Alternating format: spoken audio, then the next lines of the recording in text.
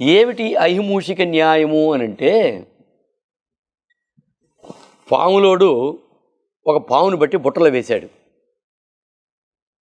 దానికి సన్న రంధ్రం ఉంది.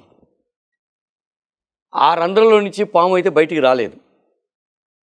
ఎవరు నన్ను బయటికి తీసుకొస్తారని చూస్తూ ఉంది. ఈలోగా అక్కడ ఆ దారిన అటు ఎలుగు పోతూ ఉంది. వెంటనే ఈ సన్న రంధ్రం ఉంది కదూ బుట్టలో, దాంట్లో నుంచి ఈ పాము మూషికమా మిత్రమా మిత్రమా రానింది.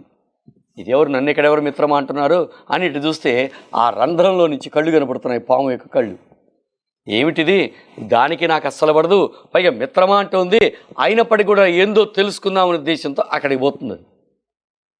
అక్కడికి పోయిన తర్వాత ఇది మాట్లాడడం మొదలుపెట్టిన, మిత్రమా లోకం అన్యాయం అయిపోయింది, అట్లయిపోయింది, నేను ఇప్పుడు ఇట్లా బంధింపబడ్డాను, లోకంలో ఎప్పుడు కూడాను ఎలుకకి పాముకి పడదంటారు, కానీ నువ్వు చూడు ఇప్పుడు నేను పిలిస్తే ఇక్కడ దాకా రాలేదా, అసలు సఖ్యత కనుక ఉంటే మనం అన్ని విషయాల్లో బాగుంటుంది అని అనేక రకాలుగా తీయని మాటలన్నీ చెప్పింది.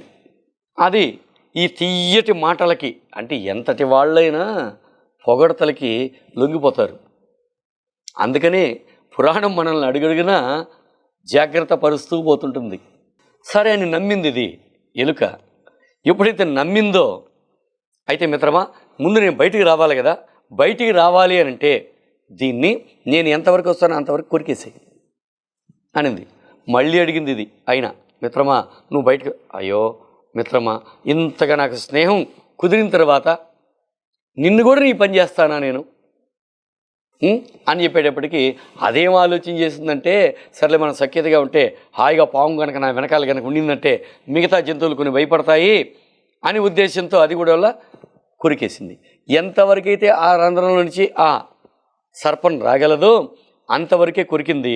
ఇది బయటకు వచ్చింది. అట్లా ఎప్పుడైతే బయటికి వచ్చిందో ఫస్ట్ టిఫిన్ ఆ ఎలుక అయ్యింది. ఆ ఎలుకనే తినేసింది అది. ఎందుకంటే దాని సహజ లక్షణం అది. అందులో ఏదో మర్మం పెట్టుకొని అది బయట రావాలనే ఉద్దేశంతో మాట్లాడిందే కానీ నిజంగా దాంతో స్నేహం చేయాలనేటువంటి ఆలోచన దీనికి ఎందుకు ఉంటుంది?